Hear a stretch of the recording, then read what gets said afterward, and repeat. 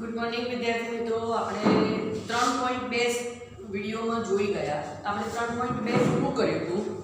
હવે આપણે ચતુષ્કોણના પ્રકાર. ચતુષ્કોણ એટલે જેમાં 4 બાજુ અને 4 ખૂણા હોય, બરોબર છે. તો ચતુષ્કોણના પ્રકાર આપણે આજે સમજીશું.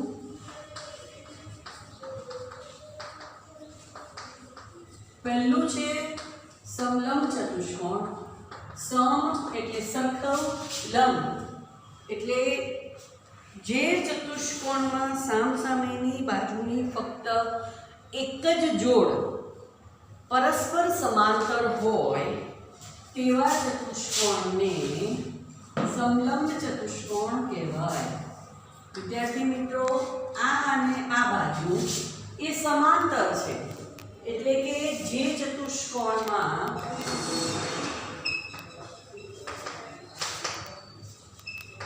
માત્ર એક જ જોડ સમાંતર હોય, પણ કેવી? માત્ર એક જ જોડ સામસામેની બાજુની.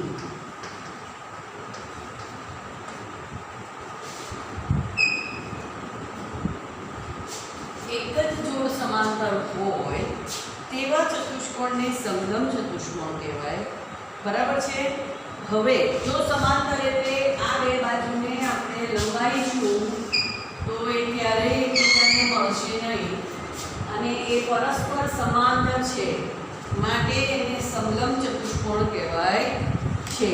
વિદ્યાર્થી મિત્રો, બીજો ચતુષ્કોણ આવશે પતંગાકાર. પતંગ તો તમે જોયેલી છે, પતંગ તમે ચડાવેલી છે, બરોબર છે. બીજો આવશે પતંગાકાર.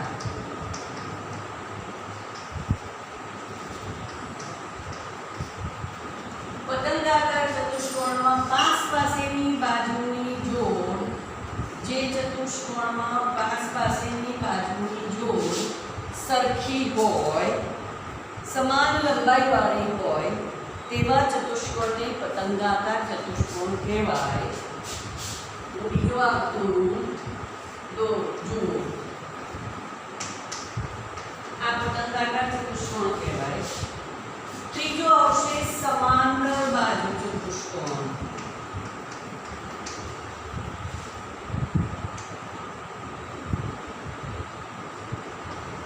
સમાંતર બાજુ ચતુષ્કોણ. સમાંતર બાજુ જે ચતુષ્કોણની સામસામેની બાજુની બંને જોડ સમાંતર હોય તેને શું કહેવામાં આવે છે? નામ પ્રમાણે એની બાજુઓ સમાંતર હોય છે. વિદ્યાર્થી મિત્રો, હું અહીંયા આગળ દોરું છું.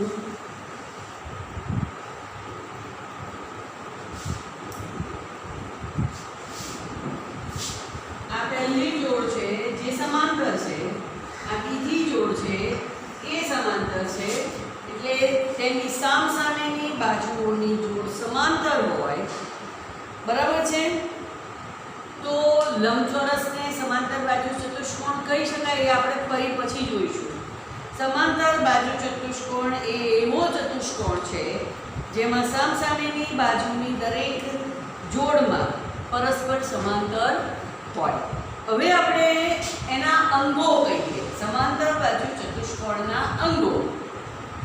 ચતુષ્કોણ સમાંતર બાજુ ચતુષ્કોણમાં 4 બાજુઓ હોય, 4 ખૂણા હોય, સામસામેની બાજુની જોડ 2 હોય, બરાબર છે ને. આપણે નામ આપીએ A, B, C અને D. કોઈ બી આકૃતિમાં નામ આપીએ તો ક્લોકવાઇઝ કે એન્ટી ક્લોકવાઇઝ જ નામ અપાય, કૂદકા મરાય નહીં. A, B, C અને D સળંગ નામ આપ્યું છે.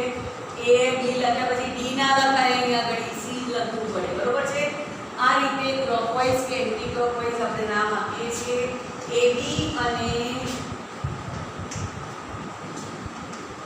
AB સમાંતર CD, અને એવી જ રીતે AD સમાંતર BC છે. વિદ્યાર્થી મિત્રો, આ એની સમાંતર બાજુઓ છે, પાસ પાસેની બાજુ.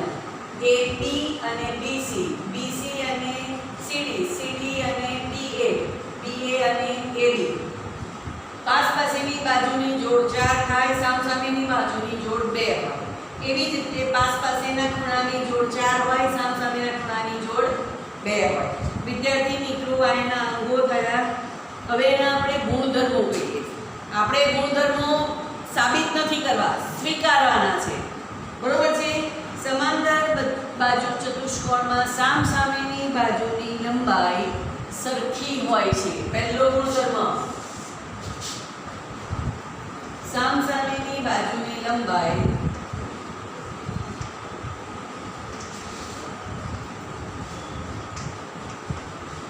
અને સરખી લંબાઈ હોય એટલે એને એકરૂપ કહેવાય. તેની સામસામેની બાજુ એકરૂપ હોય છે. એવી જ રીતે સામસામેના ખૂણા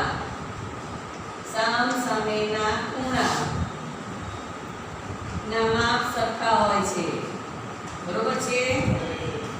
હવે વિકર્ણો તેના બે ક્રમિક નહીં, એક છોડીને એક. ક્રમિક ન હોય તેવા બે છોડીને જોડતો રેખાખંડ એટલે વિકર્ણ કહેવાય.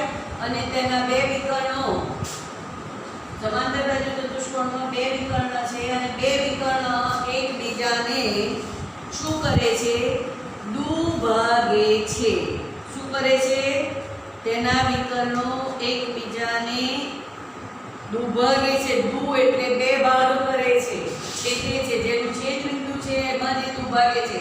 એટલે AO અને OC એ બેના AC ના બે ભાગ પડ્યા. AO અને OC જે નું માપ સરખું હોય. બરોબર છે? સમાંતર બાજુ ચતુષ્કોણના ગુણધર્મોની અંદર તેની સામસામેની બાજુની લંબાઈ સરખી હોય છે, સામસામેના ખૂણાના માપ સરખા હોય છે અને સમાંતર બાજુ ચતુષ્કોણના વિકર્ણો એકબીજાને દુભાગે છે. વિદ્યાર્થી મિત્રો, અત્યારે આપણે 3 ચતુષ્કોણ જોયા. પહેલો સંલગ્ન ચતુષ્કોણ કે જેમાં સામસામેની બાજુ સમાંતર, બાજુની એક અને માત્ર એક જોડ સમાંતર હોય. બીજો જોયો પતંગાકાર જેમાં પાસ પાસેની બાજુની ના લંબાઈ સરખી હોય છે. ત્રીજો જોયો સમાંતર બાજુ ચતુષ્કોણ, તેની સામસામેની બાજુઓની જોડ સમાંતર હોય છે. બરોબર છે? આ 3 ચતુષ્કોણ જોયા. સમાંતર બાજુ ચતુષ્કોણના ગુણધર્મો જોયા. પહેલો ગુણધર્મ તેની સામસામેની બાજુઓની લંબાઈનું માપ સરખું હોય છે. બીજું તેના સામસામેના ખૂણાના માપ સરખા હોય છે અને ત્રીજું તેના વિકર્ણો એકબીજાને દુભાગે છે. વિદ્યાર્થી મિત્રો, આટલા ગુણધર્મો થયા. હવે જુઓ, આપણે ઉદાહરણ લખીએ છીએ તો ઉદાહરણ 3 સુધી તમે લખ્યું હતું. 4, 5, ઉદાહરણ 6, 3 ઉદાહરણ તમે લખી નાખશો. હવે આપણે અત્યારે જોઈશું સ્વાધ્યાય 3.3. દાખલો પહેલો, સમાંતર બાજુ ચતુષ્કોણ ABCD આપેલ છે. દરેક વિધાનને તેમાં ઉપયોગ કરીને આવેલ વ્યાખ્યા અથવા ગુણધર્મનો ઉપયોગ કરીને પૂરું કરો. બરોબર છે? વિદ્યાર્થી મિત્રો, હું આકૃતિ તમારી પાસે ચોપડી છે જ એવું માની લઉં છું, પણ તે છતાંય હું આકૃતિ દોરું છું. બરોબર છે ને? બોર્ડ ઉપરની આકૃતિ હું દોરીશ અને એ પ્રમાણે આપણે દાખલા આગળ ગણીશું. બરોબર છે?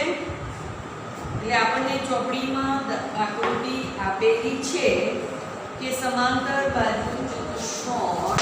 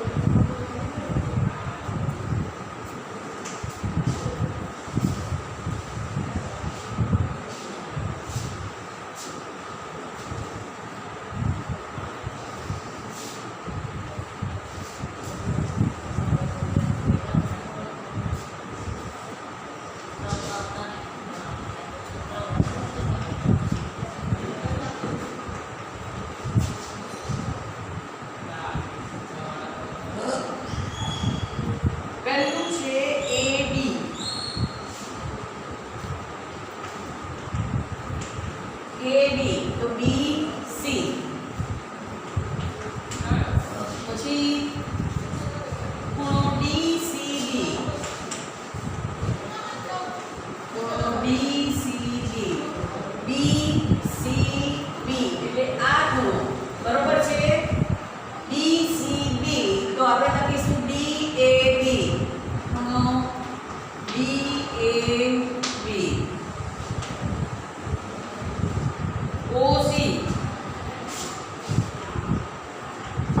OC તો OA માપ ખૂણો DAB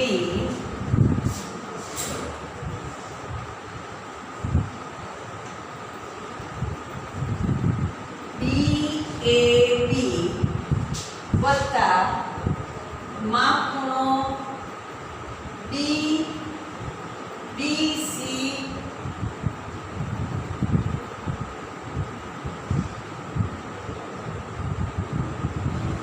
DAB આ DAB વત્તા માપ ખૂણો CDA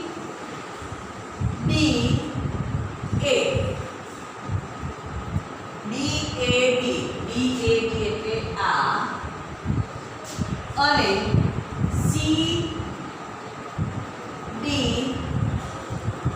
CDA પાસ પાસેના ખૂણા બરોબર છે ને પાસ પાસેના ખૂણાના માપનો સરવાળો હંમેશા 180 અંશ થાય ખૂણો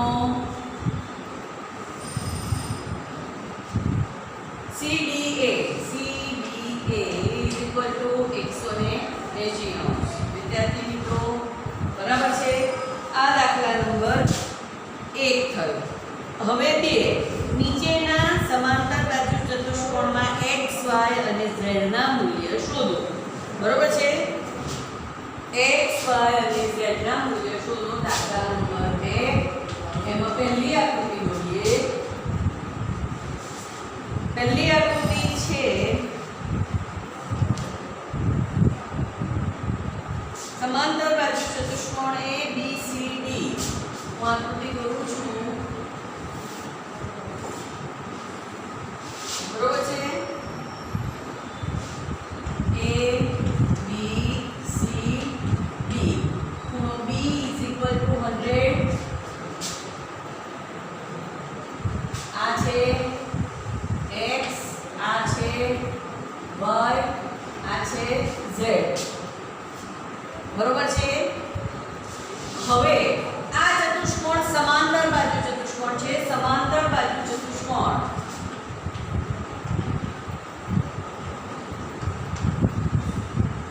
સામસામેના ખૂણા આપણે લખી દઈએ બરોબર છે કયો કયો આવશે ખૂણો C અને D બરાબર ખૂણો B અને ખૂણો A બરાબર ખૂણો C બરોબર છે B એટલે y છે B એટલે 100 અંશ છે બરોબર છે બરાબર ખૂણો B બરાબર 100 અંશ થશે એટલે ખૂણો D એટલે કે y બરાબર 100 અંશ થઈ ગયું હવે અહીંયા ગણી જુઓ આપણે જોયું કે સમાંતર બાજુ ચતુષ્કોણમાં પાસ પાસેના ખૂણાના માપનો સરવાળો 180 અંશ થાય છે બરોબર છે કેમ કે પૂરક હોય છે પાસ પાસેના ખૂણા પૂરક હોય છે એટલે અહીંયા લખીશું સમાંતર બાજુ પહેલો દાખલો છે એટલે બધી વિગત લખીશું ચતુષ્કોણમાં પાસ પાસેના ખૂણા કેવા હોય છે પૂરક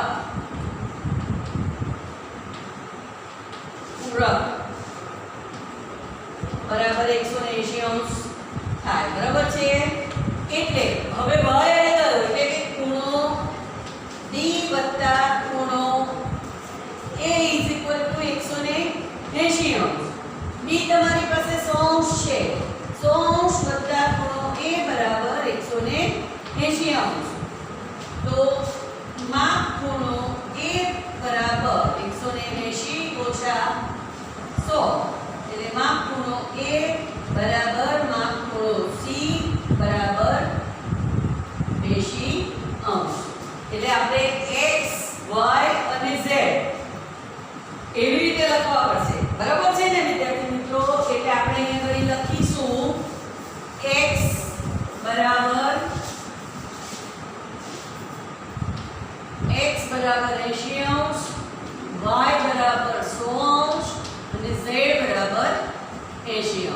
વિદ્યાર્થી મિત્રો આ દાખલા નંબર 2 નો પહેલો દાખલો હતો, બરોબર છે। હવે દાખલા નંબર 2 બીજી આકૃતિ લઈએ। જો અહીંયા આગળ તમને z બહારની સાઈડનો બહિષ્કોણ શોધવાનો કયો છે, બરોબર છે। આ બીજાની આકૃતિ દોરી દઉં।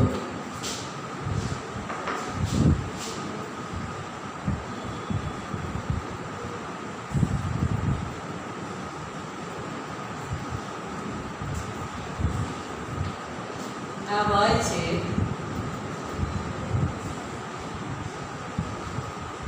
આ 50° છે,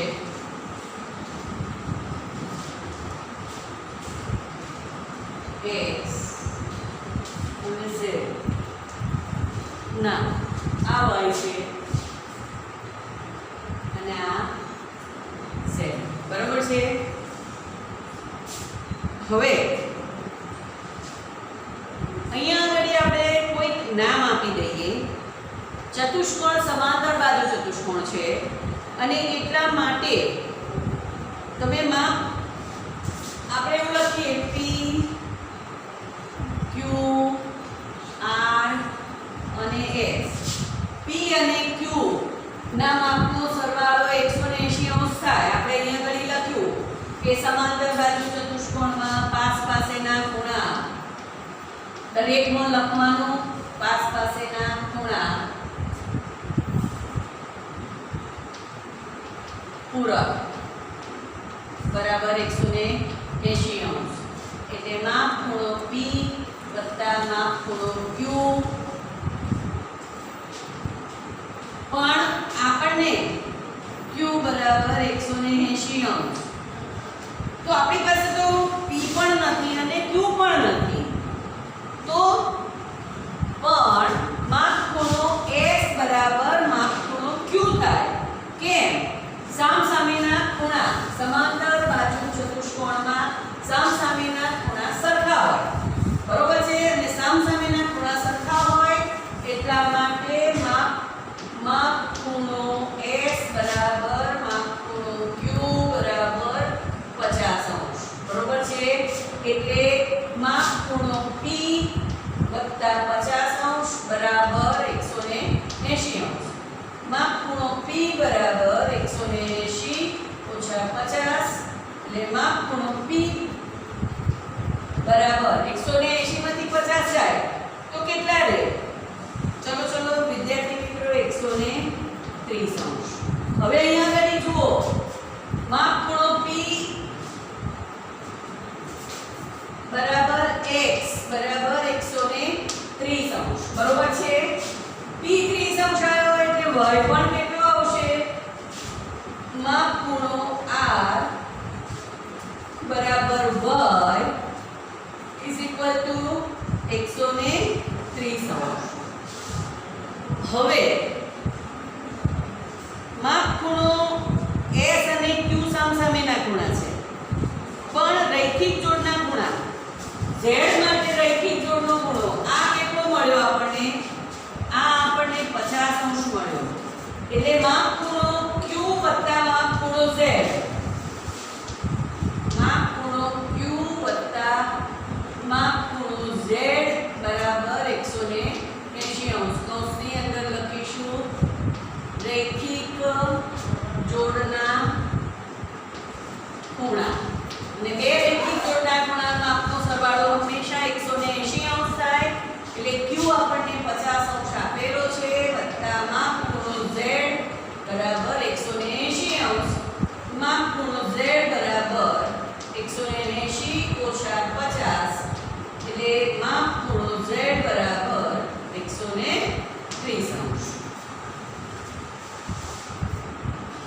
વિદ્યાર્થી મિત્રો આપણે x શોધી કાઢ્યો, y શોધી કાઢ્યો અને z શોધી કાઢ્યો, બરોબર છે। હવે આપણે દાખલા નંબર 3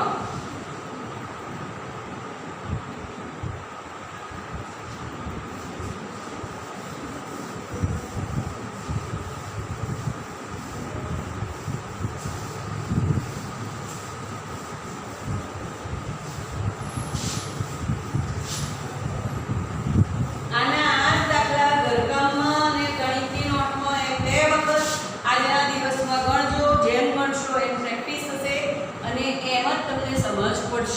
મગજમાં પ્રયત્નથી 2 વખત ગણશો એટલે તમને ચોક્કસ યાદ રહેશે, સમજણ પડી જશે. હું ત્રીજા દાખલાની રકમ બોર્ડ પર એટલે આકૃતિ બોર્ડ ઉપર દોરું છું, જે તમારી પાસે તો છે.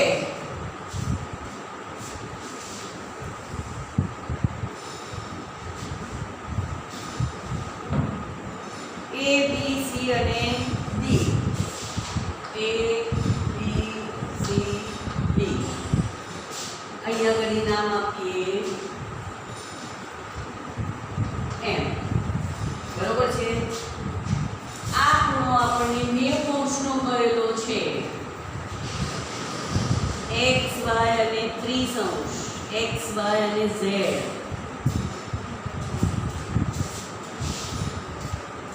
આ પછી આ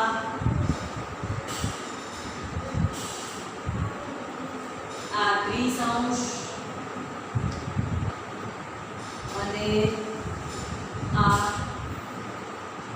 x અંશ. આવું કંઈક છે. બરોબર છે.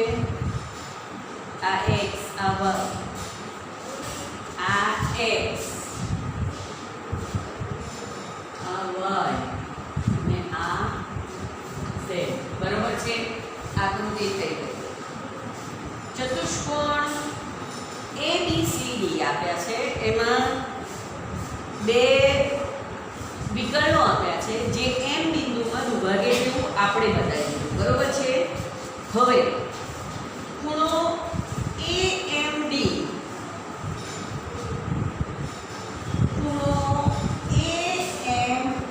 આપણને કાટખૂણો આપેલો છે, એટલે આ સામેનો ખૂણો BMC પણ કાટખૂણો જ થાય. બરોબર છે. આ સામસામેના ખૂણા એટલે કયા ખૂણા કહેવાશે? અભિકોણ. માપખૂણો AMD બરાબર માપખૂણો BMC is equal to 90 અંશ અભિકોણની જોડ. એટલે x બરાબર 90 અંશ. આપણે x શોધી કાઢ્યો. બરોબર છે. હવે આ ત્રિકોણ થયો. જુઓ, ત્રિકોણ BMC. ત્રિકોણ BMC માં એક ખૂણો 90 અંશ છે, એક 30 અંશ આપેલો છે. ત્રિકોણના 3 ખૂણાના માપનો સરવાળો હંમેશા 180 અંશ થાય. જો આપણને 2 ખૂણા આપેલા હોય તો આપણે ત્રીજો ખૂણો શોધી શકીએ. બરોબર છે કે નહીં? એટલે ત્રિકોણ અહીંયાથી લખીશું ત્રિકોણ BMC. ત્રિકોણ BMC ના 3 ખૂણાના માપનો સરવાળો, 3 ખૂણાના માપનો સરવાળો બરાબર 180 અંશ. હવે હું લખું ખૂણા કયા કયા. માપખૂણો B વત્તા માપખૂણો M વત્તા માપખૂણો C બરાબર 180 અંશ. C આપણને આપેલો છે 30 અંશ, M બરાબર 90 અંશ અને માપખૂણો D પર શોધવાનો છે. બરાબર છે. હવે અહીંયાથી આપણે જોડે એવું લખીશું માપખૂણો B is equal to માપખૂણો y બરાબર 90 ને 30 120 થશે. એટલે 180 ઓછા 120 એટલે માપખૂણો B બરાબર માપખૂણો y બરાબર 180 માંથી 120 જાય એટલે 60 અંશ. એટલે y બરાબર 60 અંશ આવે. x શોધ્યા, y શોધ્યા. હવે આપણે શું શોધવાનું છે? z. બરોબર છે. આપણે z શોધીશું. એટલે જુઓ,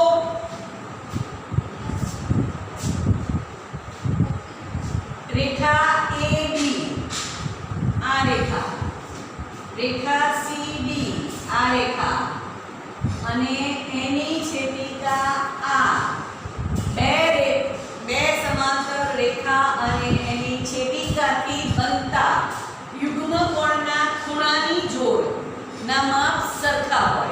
બરોબર છે? તો y યુગ્મ કોણ છે અને y નો યુગ્મ કોણ બીજી જોડ z થાય. બરોબર છે? અહીંયા આગળ આપણે લખવું પડશે રેખા AB સમાંતર રેખા CD. બરોબર છે? તો અહીંયા રેખાખંડ લખી દઈએ. આપણે આખી રેખા બનાવવી નથી અને એની છેદિકા